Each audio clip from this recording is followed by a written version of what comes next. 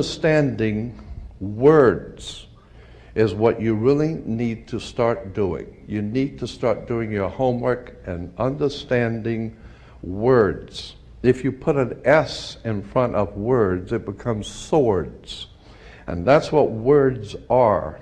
They're cutting. They can cause you great trouble. Humans are word-controlled creatures. So we need to establish what words mean. Again, when we talk about law, there's a Roman maximum in law that says, "For he that would be deceived, let him." Simply meaning, if you are so ignorant as to be deceived, then that's your business, that's your problem. So you need to do your homework and find out what the words mean, especially in relation to law and government. Because there is a world of occultism that is operating today throughout the world, in which you use certain words, and when those words are used in a court, they don't mean the same thing at all. Understanding law and the words of law, there are two things that this planet has: water and earth, water and land. Consequently, there are two kinds of law: the law of the land and the law of water. You've heard the term law of the land, but in point of fact, that's precisely what this word means, law of the land, because it is the people who live on land. And that is opposed to something else called the law of the high seas, or the law of water. You need to understand the difference. The law of the land is the law of the culture that lives on the land. And so consequently, the law of the land is different in every country. You can do things in America you can't do in Russia. You can do things in Africa you can't do in England. So the law of the land is the law of the culture that lives on that particular land. However, there is a higher law that dominates the entire world. It's called the law of the water, or the law of the high seas. The law of water is referred to as the law of money. It doesn't matter what color you are, where you're from, or where you live. Money is money. And anytime you're doing banking or using money, you are now under the law of water, maritime admiralty.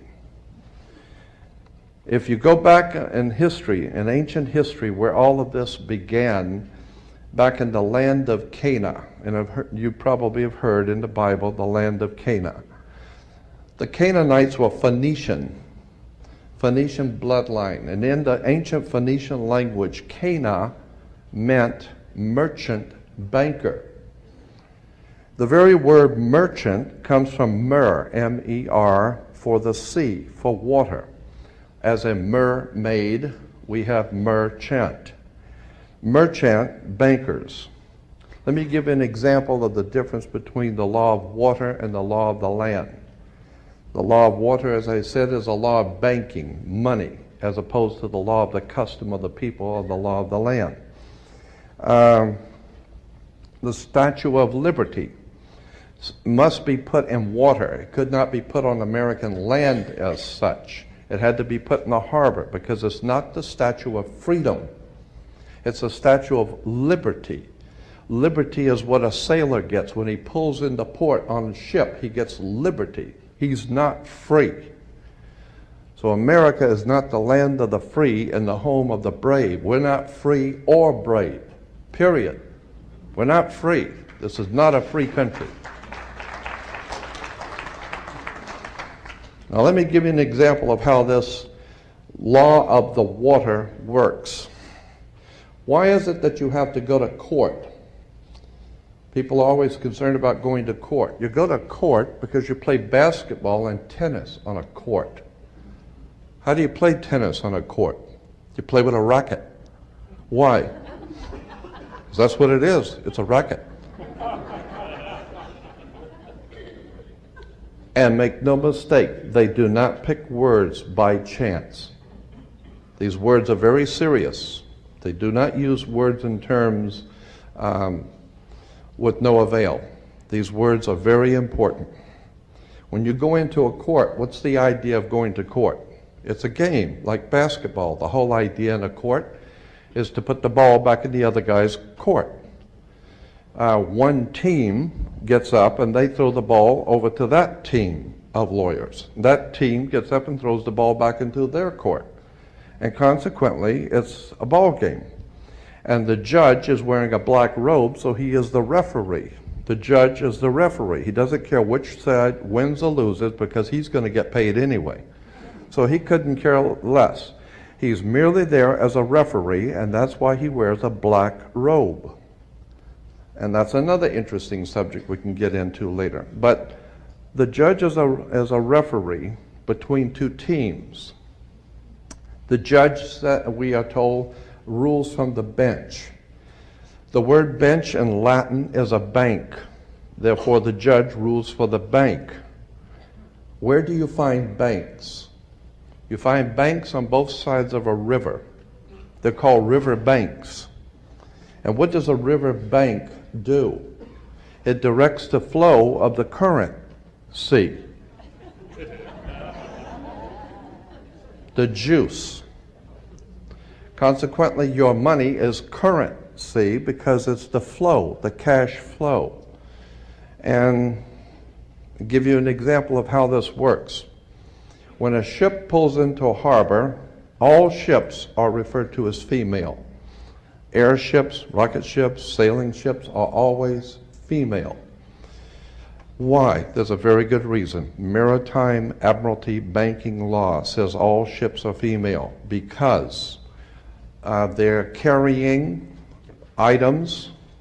They're carrying items for money, and so consequently they are under Maritime Admiralty law.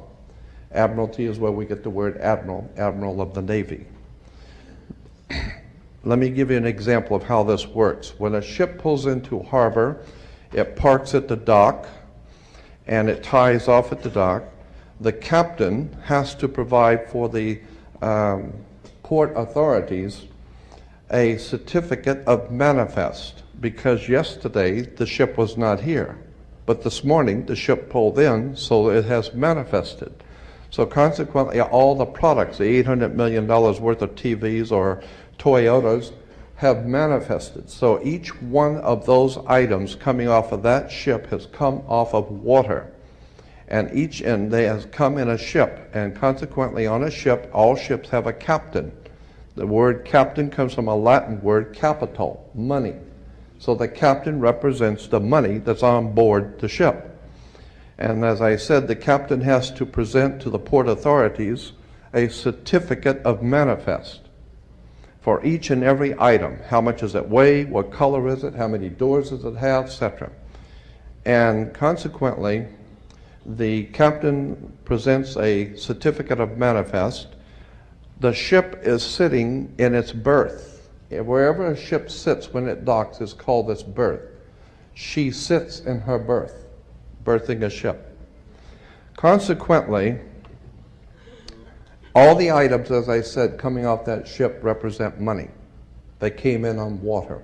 They are Maritime Admiralty product. And this is true all over the world.